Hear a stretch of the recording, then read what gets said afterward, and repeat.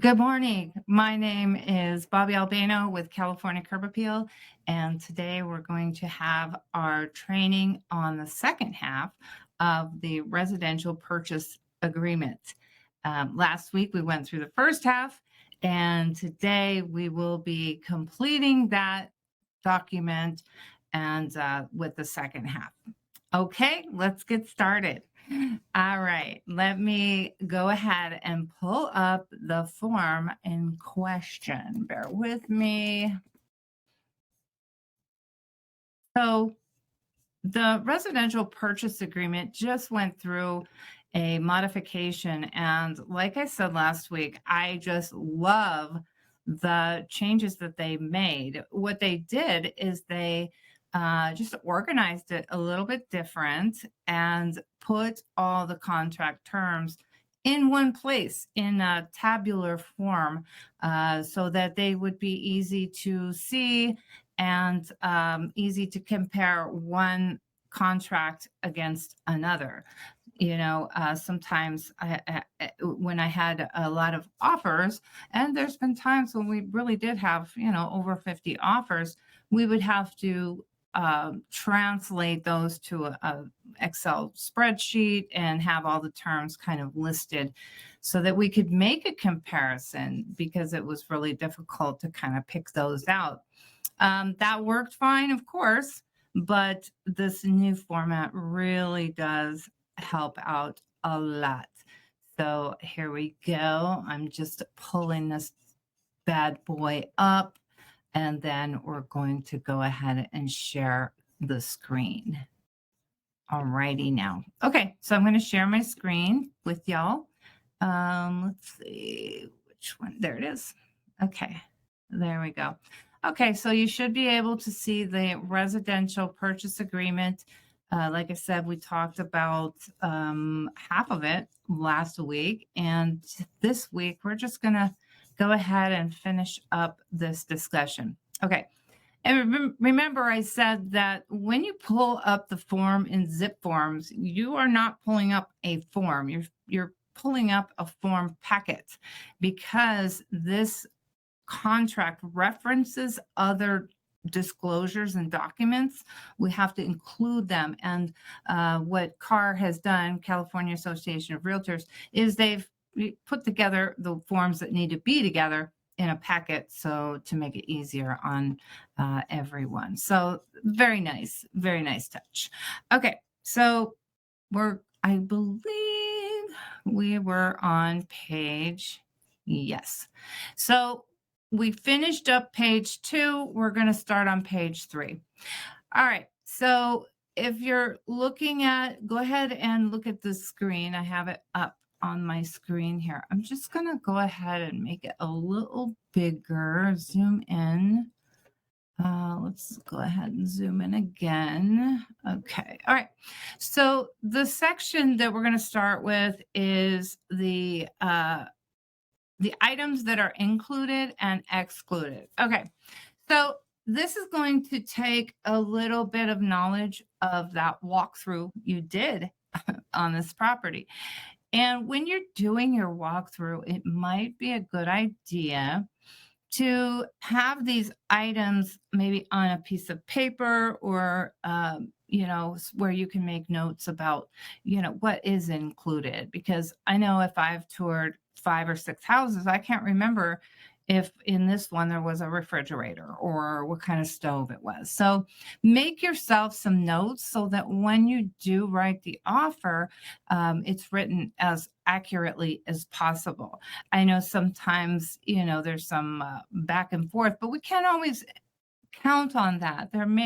You might submit an offer that's accepted right away. So in that case, you want to have it right the first time. So these are the items that are included. Now, you're going to mark the ones that your buyer wants. There may be a refrigerator there, but your buyer may have said, you know what, mine's better. I really don't want this. So you want to exclude that item. Okay, so that the sellers know that they're supposed to remove it. Okay, so we're gonna just go down the list. We have a stove oven combo. We have refrigerator. We have a wine refrigerator, washer, dryer, dishwasher, microwave. Now, remember in principles of real estate, when we're talking about fixtures, those are items that are attached to the improvement itself. So if we're talking about a microwave, it's a microwave that's been installed so that you can't just pick it up and walk it out the door. If there's a microwave on the counter, that's personal property because they can simply take it and walk away with it. If the microwave needs to have some screws removed to get it out, then that now becomes a fixture.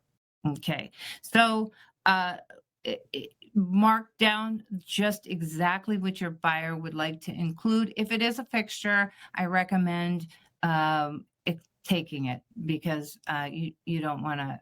I don't know. I guess it depends on the item, but um, it's probably easier for the seller to just leave it if it's a fixture. All right. And on the second row or second column, you see this video doorbell. That's something that's fairly new with the popularity of Ring video doorbells and other brands. Back when they first started coming out, we didn't think about it. And the buyer would assume that the video doorbell comes with the property. And then when they go to do their move in or their final walkthrough, the doorbell's gone. So that's something we need to decide on beforehand. The reason that this has a little bit of controversy is because to determine whether an item is a fixture or personal property has to do with a few things. If you remember back from real estate, principles of real estate, it depends on the way it's affixed to the improvement, the way that you interact with it. So with a video doorbell, you have an app on your phone. So that kind of says that that's personal property. However, it's screwed into the improvement, maybe on the door itself or on the door frame. So because of those possible controversies, we really need to determine upfront who's going to have it. Is it going to be the buyer or will the seller take it with them? So if your buyer wants it, please be sure and check this box. Okay. So same thing with video camera equipment, security systems, and that sort of thing. Then we have the smart home control devices, wall mounted brackets, or video or audio equipment. A lot of times you'll see the TV mount all installed where you can't see the cords, and it's very nice. So, you know, if you see something like that, you want to make sure that your buyer checks, or you check this box on behalf of your buyer so that nice little setup stays. Okay, above ground pools, spas, bathroom mirrors. Now, this is also a little bit fairly new. Bathroom mirrors used to be a fixture, but now you can go into Home Goods or any kind of store like that, and you can buy these decorative mirrors and just hang them like you would a picture with a screw, and then they have like the little hook on the back. You just hang them. So they're like a picture where you can just simply take it off the wall. So since those have become popular, we want to really call out who's going to take the bathroom mirror. Now, you notice here that it is, let's see, yeah, we can't even uncheck it. So unless excluded below. So it's assumed that you would get the bathroom mirror unless you exclude it below. So let's see what else we have. Electric car charging system, again, you know, becoming real popular. And the, I can't see what that is. I can't read that. Oh my gosh. Let me make it a little bigger.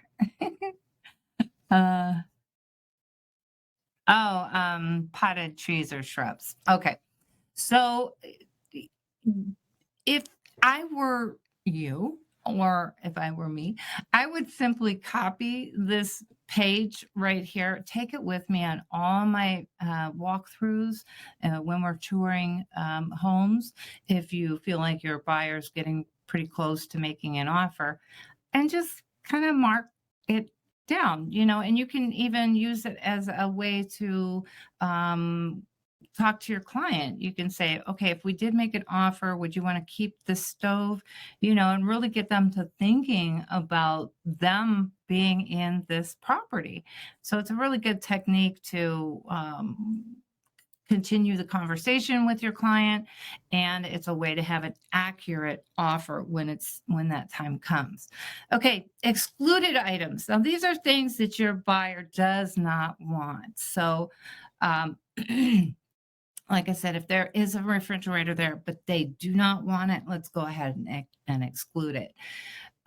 If it's personal property, there is no reason to exclude it because all personal property should be removed at the time of your final walkthrough. All right, allocation of costs. All right. Okay, so we're going to start with this section is just really saying who's going to pay for what. Typically, and the rule of thumb is if you ask for it, you pay for it. Or if you receive the report for it, you pay for it. And same goes for if you paid for the report, you get the report. You can't get a report that you didn't pay for unless they decide to give it to you. You have no right to it. So if you pay for it, you get it. The only exception would be the natural hazard zone disclosure report, including tax information. So in the purchase contract, I think over here 10A and 11A, it does say that the seller is to disclose to the buyer which hazard zones the property is currently residing in. In other words, if we're in a high fire hazard zone, then that has to be disclosed to any buyer. Now, the seller has a couple of different ways that they can go about getting this information for the buyer. It doesn't really call out any one method of getting this information. The seller could go down to the county office and pull the maps for fire, flood, earthquake, seismic activity, and check every single current map, and then tell you or write it down which hazard zones the property resides in. And he could do that for fairly no money at all. There's no money to get those maps. But to make it easy on the seller, a lot of companies will offer to do that for you. And it's sometimes it's called the NHD Natural Hazard Report. It goes by a few different names, but for around $99, the seller can just simply buy this report and provide it to the buyer. That is the preferred method because if the seller were to look at the maps and maybe he grabbed an old map and not the most current map and gave incorrect information, then he could be liable for any damages that were to cause. So by buying the report, he is saving himself that additional liability. And for $99, why wouldn't you, honestly? So who's going to pay for the report? Now, we have some, regionally, there are some traditional ways that these are paid for. In other words, if you're in Northern California, it's typical that the buyer pays for some things, whereas in Southern California, it's typical that the seller would pay. So we go by region, what is common in our region. So in our region, because this is something the seller is responsible to disclose to the buyer, it makes sense that the seller would pay for it. If you wanted to strengthen your offer and you wanted to offer to pay for some of these reports, you certainly could. It's just not typical, and somebody might make a mistake, making assumptions, if it's not kind of the usual way people do things. Excuse me. Alrighty. So you're just going to check seller on this one. And then do we want the environmental or do we want something other? Now you see here, you can include the tax information as well. And this is actually calling out the tax information. So you would simply order this report if you were the seller, and that would satisfy this item.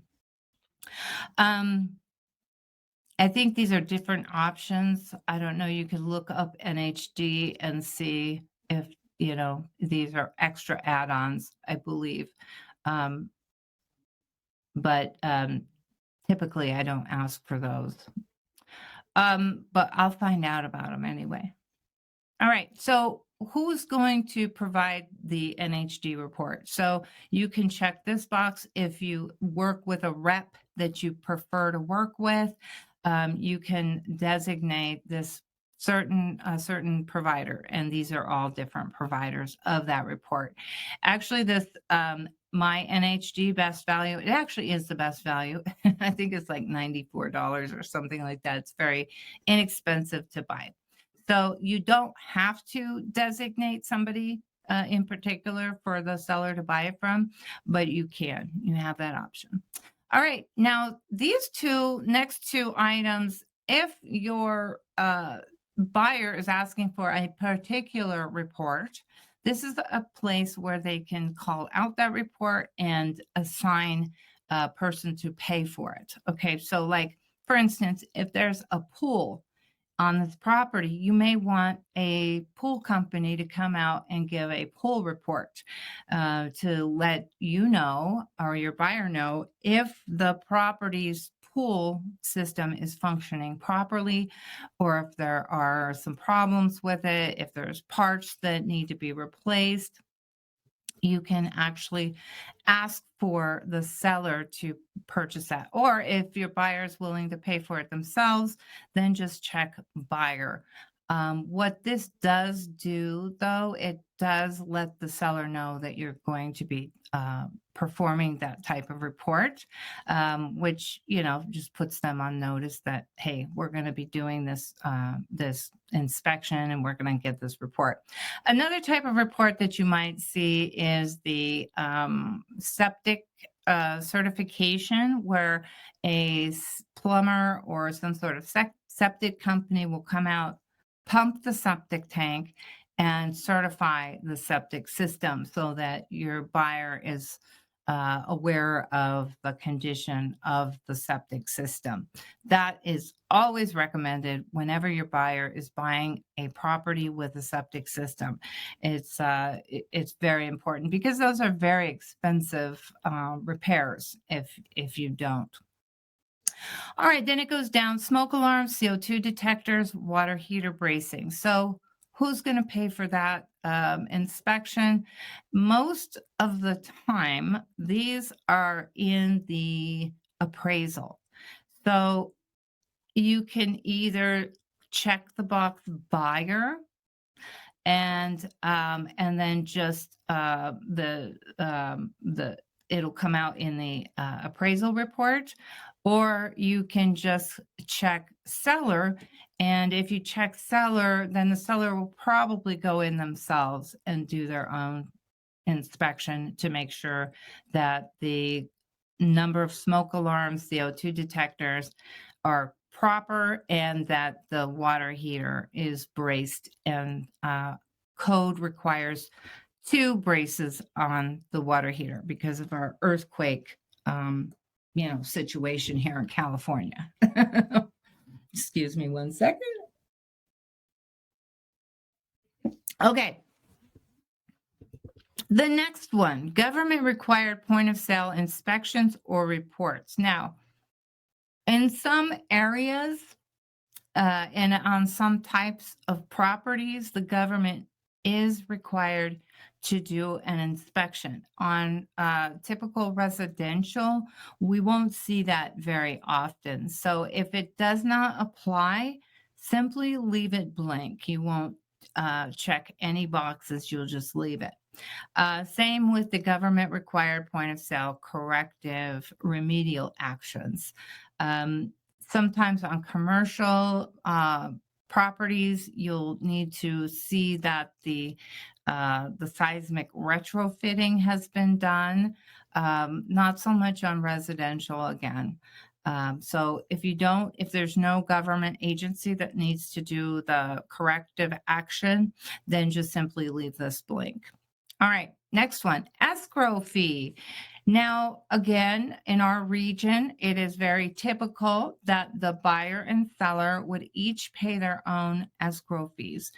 The buyer's escrow fee and the seller's escrow fee are different. They each have their own fee. So this is something new that's in this RPA. They actually added a box that says each to pay their own fees. That was not on there before, and we had to write it in. I guess they took some input from the agents, and the agents, let them know this is what we usually put. So they added this box so that we could simply check the box. Now, you as the buyer, you have the right or the option to ask for a particular escrow holder. Most of the time, I put that the seller can have their choice, and that just makes the offer a little bit stronger than if you called out a particular escrow holder. So you absolutely can, but they may not accept that part of the contract, but you definitely have the right to ask. Same with the owner's title insurance policy. The owner's title insurance policy is a protection for the seller. It's not a protection for anyone else. So in our region, typically that cost falls on the seller. Also, you can call out the company and the representative if you like, but most sellers will want to retain that choice for themselves, especially if they're paying for it. Yeah, so the title insurance policy covers the seller for the life of the buyer's ownership. So at any point, if someone were to come back to the property and say, look, there's a lien on this property.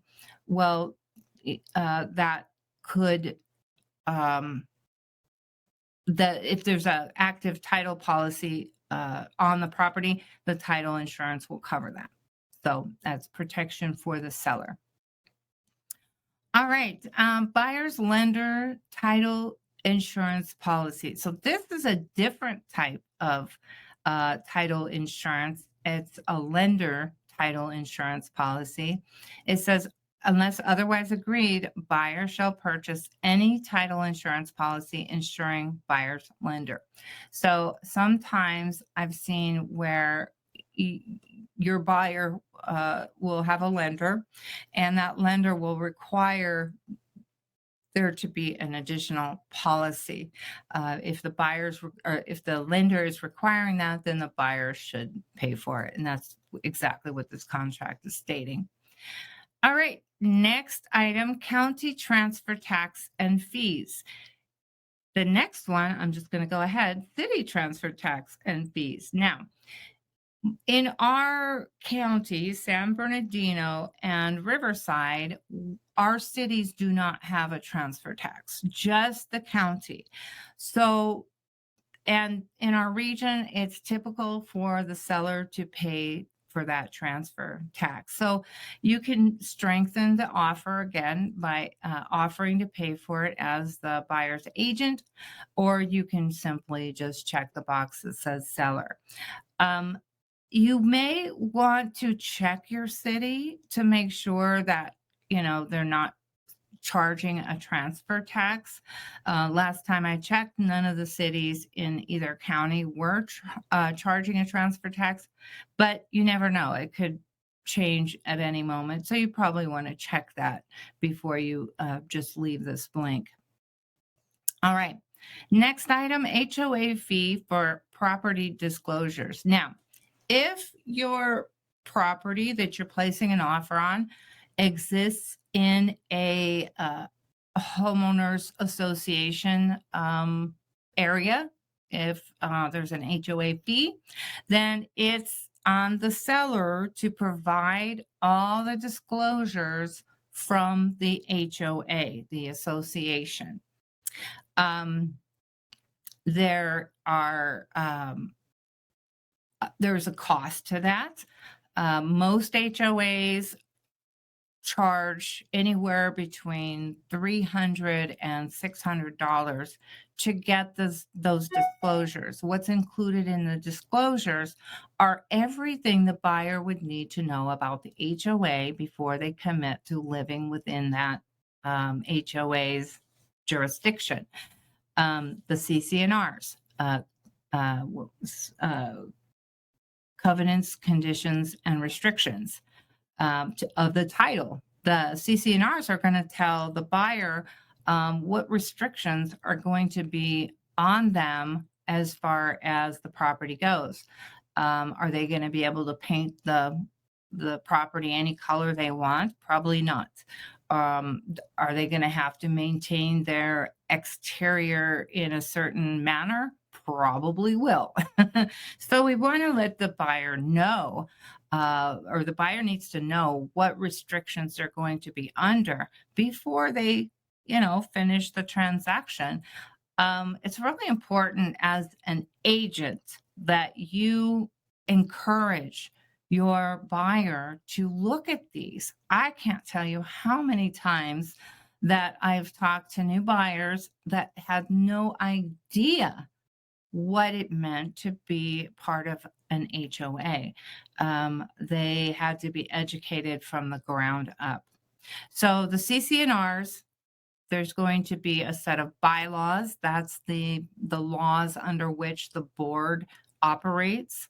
There's going to be the rules and regulations. That's very important. You want to know what rules you're signing up for. If you don't know the rules and it's permit parking only and you don't have your permit, your car could be towed. It's very important. What else is included? The financial statement for the association. How solid is that organization, and also their insurance policy. You want to see that they are fully covered with an umbrella policy. So if nothing else, encourage your buyer to look at these. You might want to make a cursory review of them yourself so that you can alert them as to any, unusual restrictions or conditions or covenants. And especially the rules, if you want to find out, like from the get-go, when they first close the escrow, what are they going to need to know? But really, the responsibility is on the buyer. So we just have to be sure and encourage them to please read those. Okay, so typically since it's the seller's responsibility to provide these to the buyer, the seller will pay for those. And as you can see here, it just says the seller will pay for those. Now, sometimes when a buyer is getting their loan for a condominium, they will need the HOA to certify in other words, provide certain information to the lender as far as the condominium, the ratio of owners to renters, any deferred maintenance on the property. I'm trying to remember the kind of questions they ask. Just things like that. Now, the certification fee, that's going to be the buyer's responsibility to pay that. And that's paid directly to the association so that they will provide that information to your lender. Okay.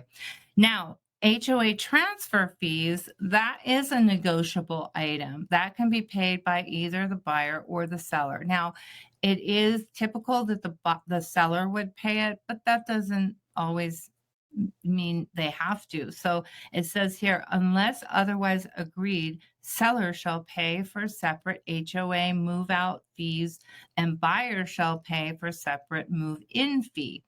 Applies if separately billed or itemized with the cost in transfer fee. Some HOAs might have the buyer side and the seller side, and some may not. So that's just something you'll need to look into, and decide who's going to cover that cost. That cost is anywhere between $200, $300, $400, something like that. All right. I have never run into this next item, private transfer fees, but uh, it doesn't mean they don't exist, obviously.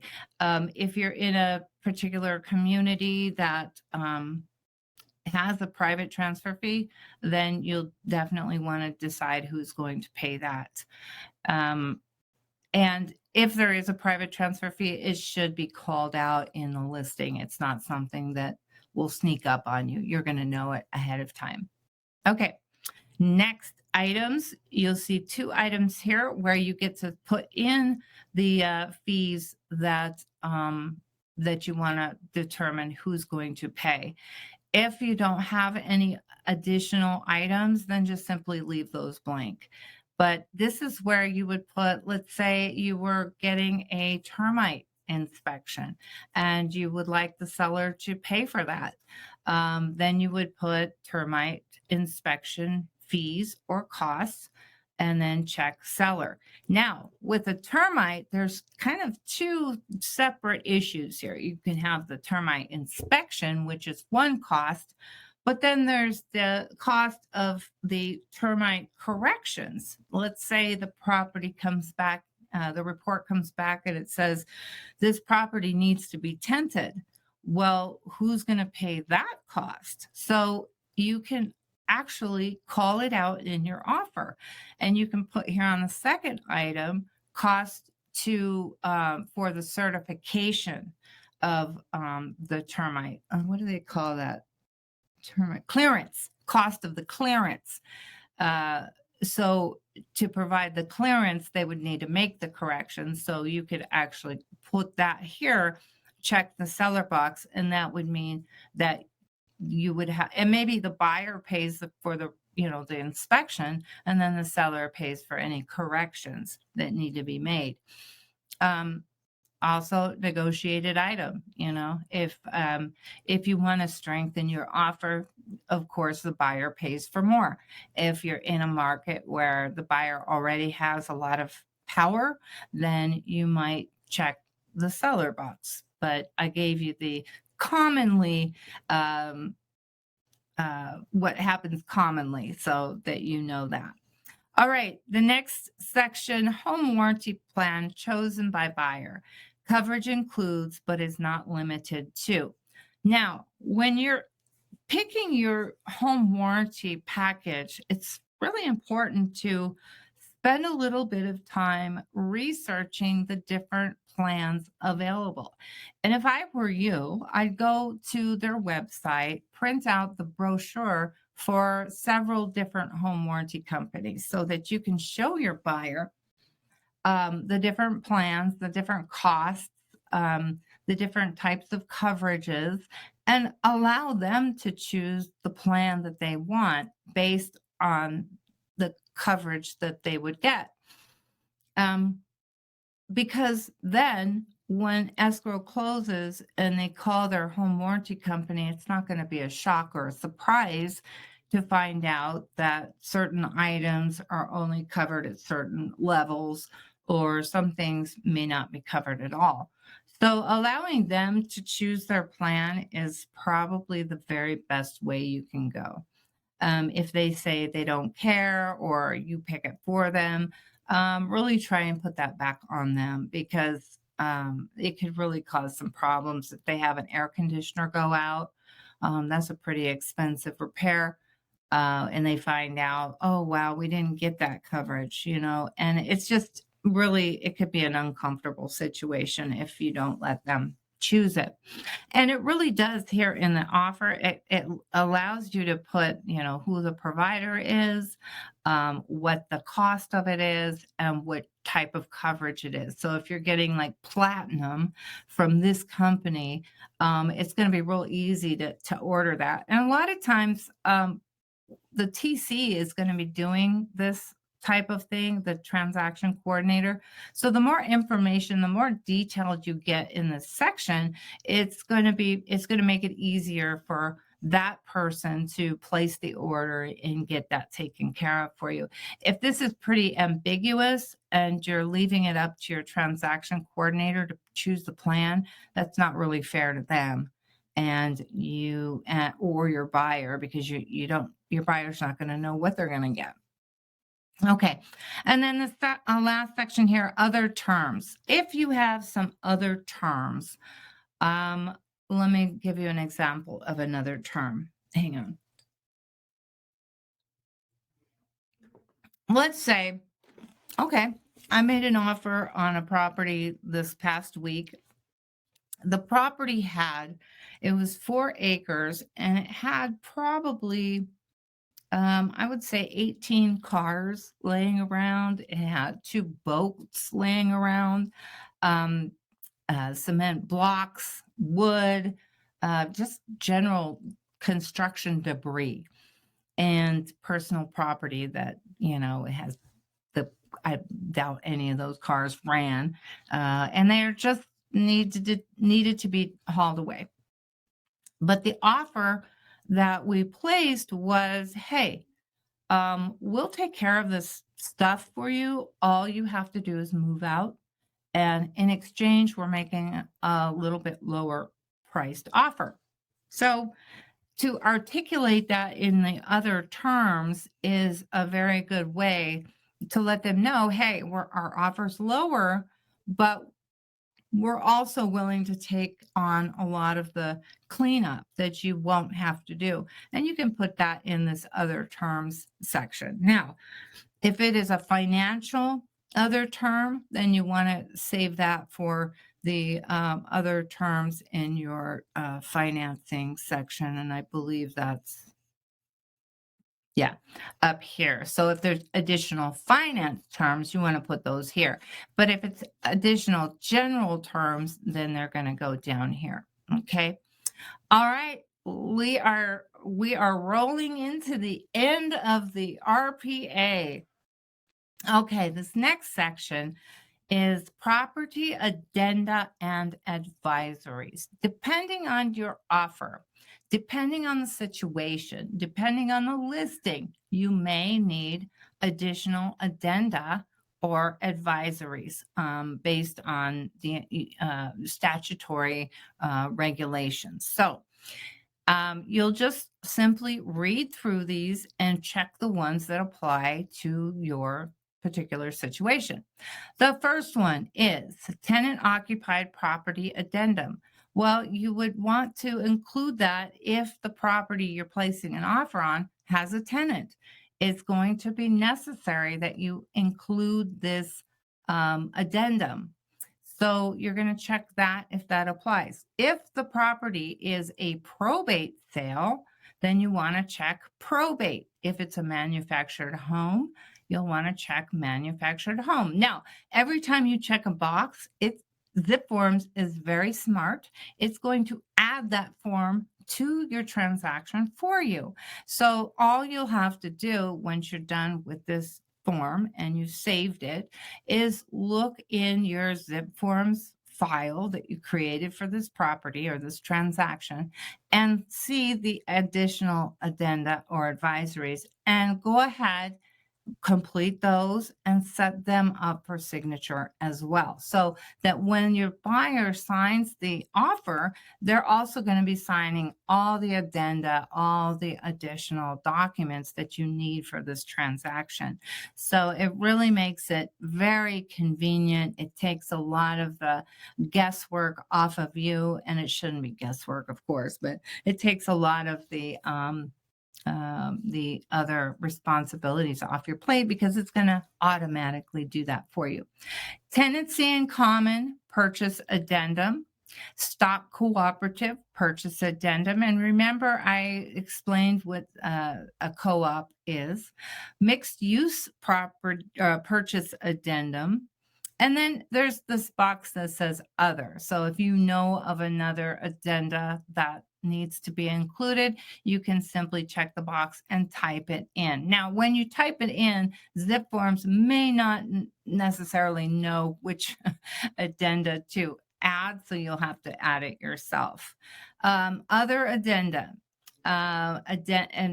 Let's say you need just a general addendum number 1, then you can add addendum number 1 to this transaction. Now, why would you need an addendum number 1?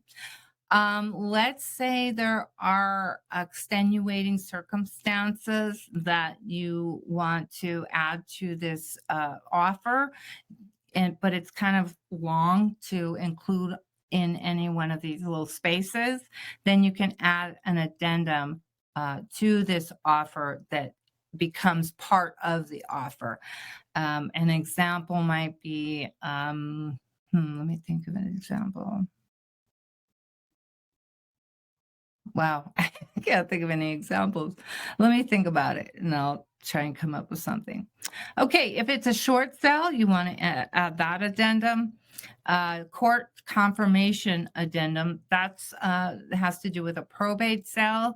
And if it's a probate sale, then you want to add this court confirmation addendum if it has not been confirmed by the courts as of the time you make the offer. Septic well, property monument, and propane addendum. If your property that you're making an offer on has a septic, a well, property monument, or propane, you'll want to use this addendum. And that is where you ask for the septic certification, the well certification, pumping the septic, those sorts of things. All right, buyer intent to exchange addendum. So if the buyer is doing a 1031 exchange, your buyer will definitely want to include that addendum.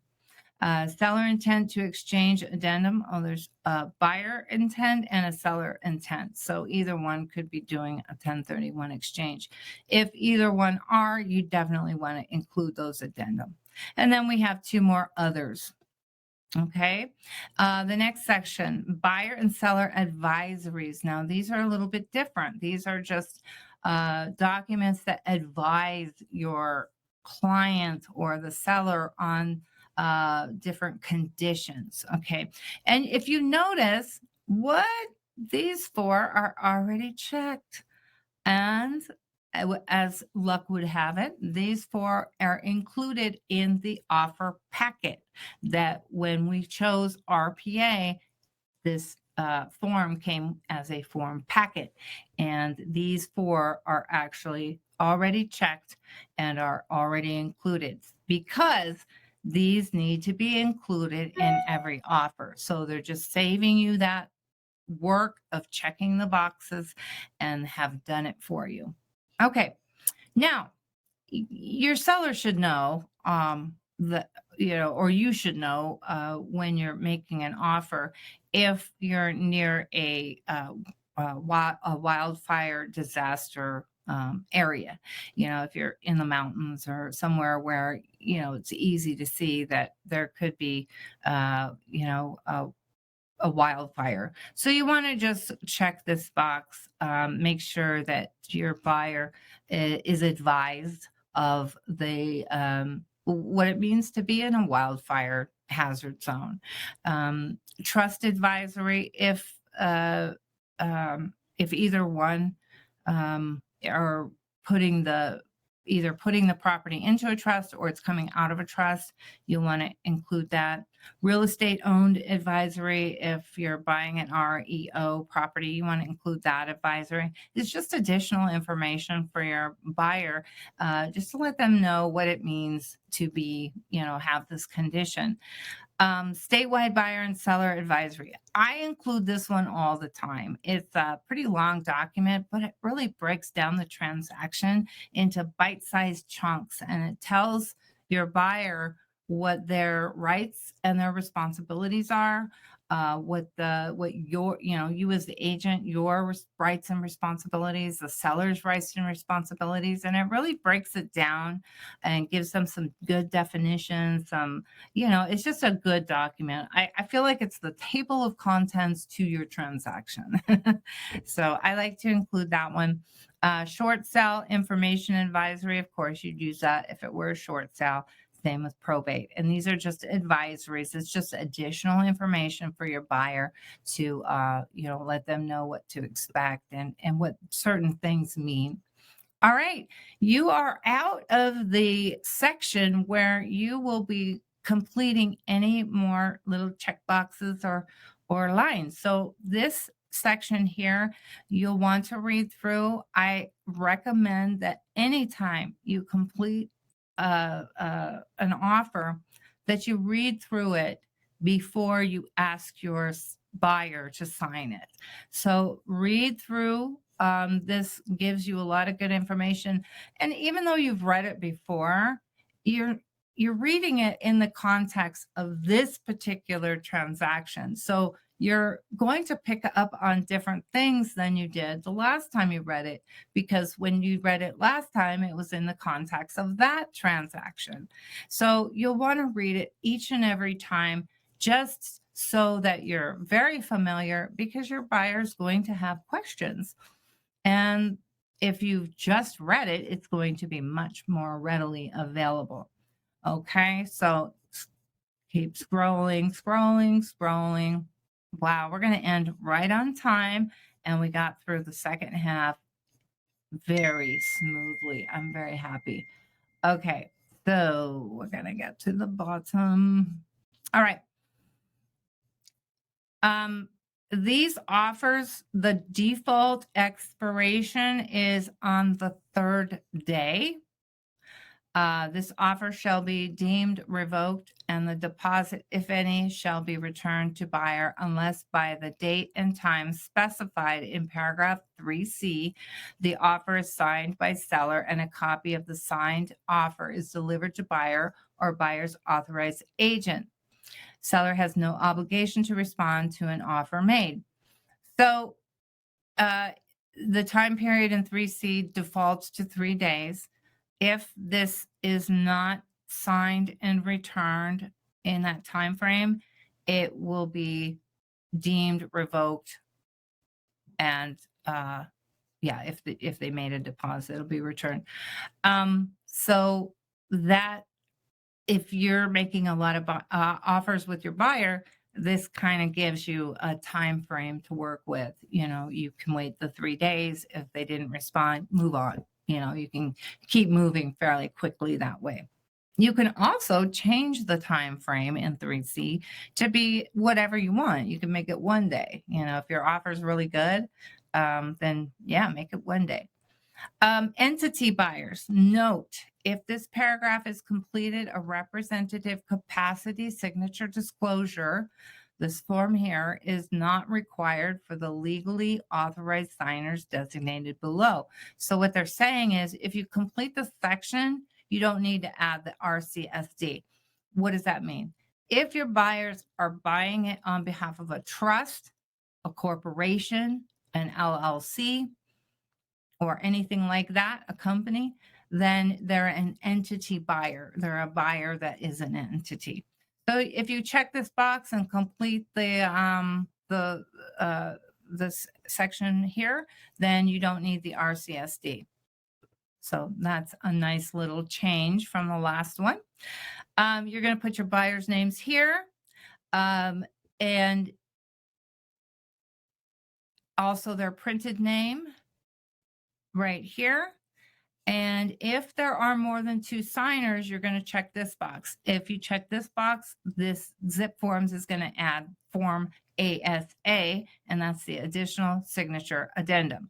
And that's going to have the additional boxes for you to put the 3rd and 4th buyer. It actually has 3 more spaces, I believe, but at least 4.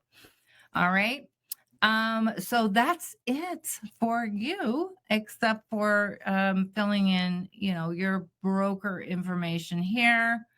But if you've done the MLS Connect and you filled out your profile in zip forms, this should be auto filled. Okay. It also has a little box here, designated electronic delivery addresses. Check all that apply. You can add email, text to a phone number, or an alternate number. So this is a new section as well. All right, and then your addendums. Don't forget to fill out all your addendums that were included, and your offer is good to go. All right, I'm going to stop sharing. Okay, I'll get rid of that. All right, and our training is done for the day. Thank you all for attending. I hope you got something out of this. If you have any questions, please send them to me at you can just go to our website at calcurbs.com and leave a comment in our comment section. Okay, thank you so much, and we will see you next week. Bye bye.